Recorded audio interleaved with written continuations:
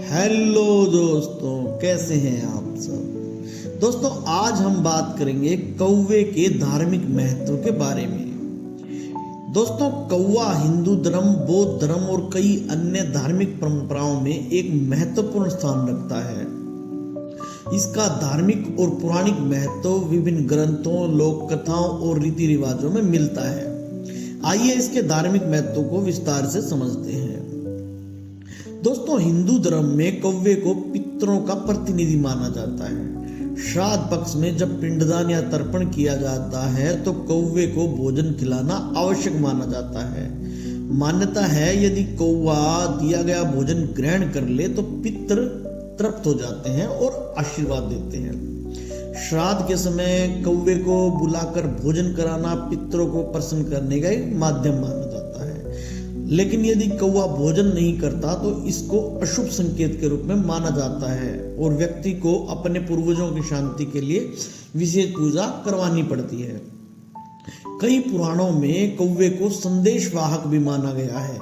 यह शुभ अशुभ घटनाओं का संकेत देता है।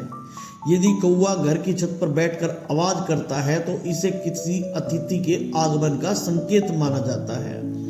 यदि कौवा उड़कर किसी के सर पर बैठ जाए तो इसे अशुभ संकेत माना जाता है। दोस्तों, कौवे को भगवान शनिदेव का वाहन माना जाता है। शनिवार को कौवे को भोजन देने से शनि दोष शांत होता है और व्यक्ति को शनि की कृपा प्राप्त होती है।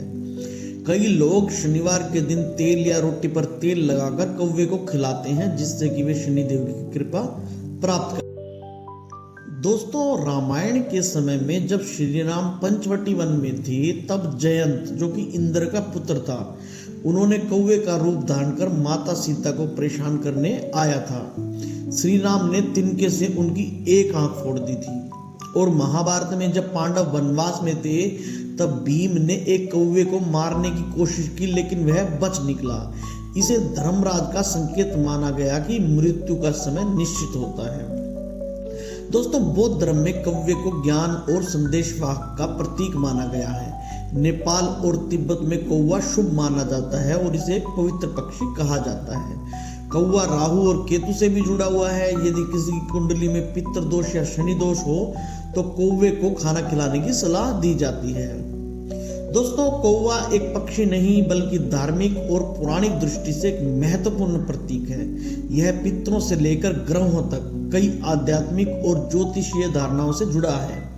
इसलिए कौवे को श्रद्धा और आदर के साथ देखा जाना चाहिए।